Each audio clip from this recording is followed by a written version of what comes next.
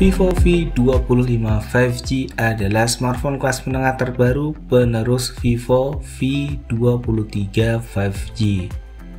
Dirilis di Indonesia pada tanggal 12 September lalu dan dijual dengan harga Rp5.999.000.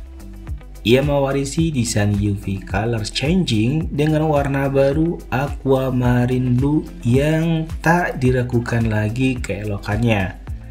Sayangnya, ada beberapa aspek yang justru dipangkas. Bersama saya, Lukman dari hybrid.co.id. Berikut review Vivo V25 5G selengkapnya.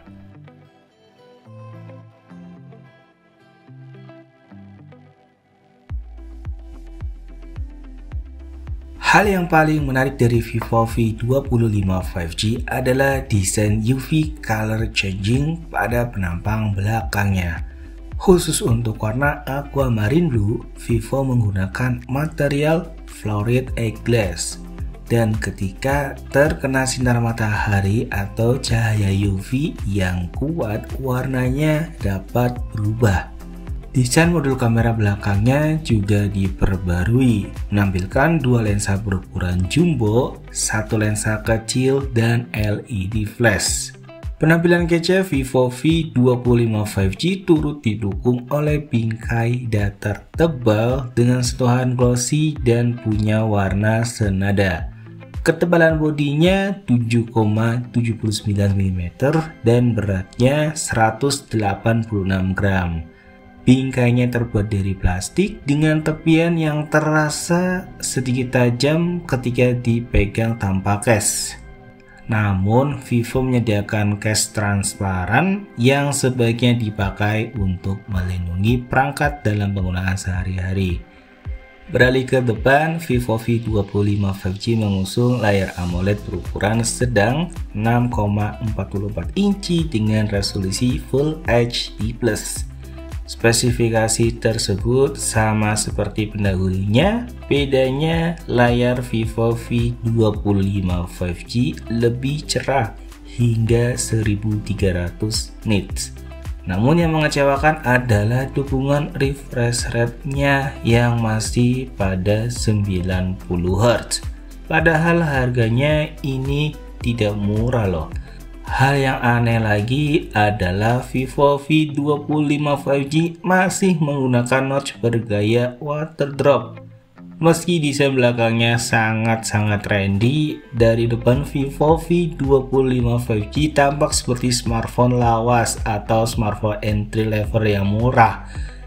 Terlepas dari itu, kualitas layar Vivo V25 5G terbilang memuaskan. Layarnya dapat menampilkan konten HDR10+ dan mendukung wideband L1 untuk streaming film berkualitas tinggi. Pergi ke pengaturan layar, Vivo menyediakan mode warna dengan temperatur warna yang bisa disesuaikan. Ke aspek kamera, Vivo V25 5G hanya memiliki satu kamera depan 50 megapiksel dengan autofocus tanpa fitur dual tone spotlight. Konfigurasi kamera belakangnya juga tidak mengalami perubahan, masih mengandalkan kamera utama 64 megapiksel yang kini dilengkapi dengan OIS yang sempat hilang pada Vivo V23 5G. Kamera utamanya ditemani kamera sekunder 8 megapiksel dengan lensa ultrawide dan 2 megapiksel untuk makro. Dengan filter quad Bayer, secara default kamera utama Vivo V25 5G menghasilkan foto 16 megapiksel dan mode fotonya didukung AI Scene Recognition. Nah, yang spesial adalah mode portraitnya yang tersedia untuk kamera depan dan belakang. Di sini kita bisa mengatur aperture dan bentuk bokehnya. Dilengkapi mode beauty, rekomendasi postur, style, dan filter yang keren-keren. Untuk perekam videonya, kamera depan dan belakang Vivo V25 5G mendukung resolusi 4K 30 fps dan 1080p hingga 60 fps. Sebagai generasi baru di lini smartphone Vivo V series, maka wajar bila kita mengharapkan peningkatan performa. Namun yang terjadi pada Vivo V25 5G adalah sebaliknya. Ia ditenagai chipset MediaTek Dimensity 900. Padahal Vivo V23 5G menggunakan Dimensity 920. Kabar baiknya, perbedaan antara chipset MediaTek Dimensity 900 dan 920 ini tidaklah jauh. Keduanya juga dibuat pada proses fabrikasi 6 nanometer. Nilai lebih pada Vivo V25 5G diberikan pada konfigurasi memorinya yang lebih lapang. RAM sebesar 8GB ditambah secara virtual 8GB dan penyimpanan internalnya 256GB dengan opsi slot microSD. Hasilnya smartphone yang berjalan pada Vantage 12 berbasis Android 12 ini mampu mempertahankan performa yang identik seperti pendahulunya. Kapasitas baterainya 4500 mAh dengan dukungan fast charging 44 watt yang dapat mengisi hingga 61% dalam setengah jam.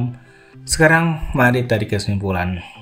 Vivo V25 5G sejatinya adalah smartphone 5G kelas menengah yang berkualitas dan fiturnya lumayan komplit. Dijual dengan harga 6 juta, walau spesifikasinya kurang mentereng, tapi masih bisa diajak mejeng. Hanya saja sebagai penerus, maka wajar bila kita mengharapkan adanya penyempurnaan di sana-sini. Namun yang terjadi pada Vivo V25 5G, ada yang ditambah tapi ada pula yang dikurangi. Menurut saya Vivo V25 5G ini dikembangkan dengan baik, tapi seharusnya masih bisa jauh lebih baik lagi. Harga 6 juta di segmen menengah tidak murah, konsumen pantas mendapatkan lebih dan lebih.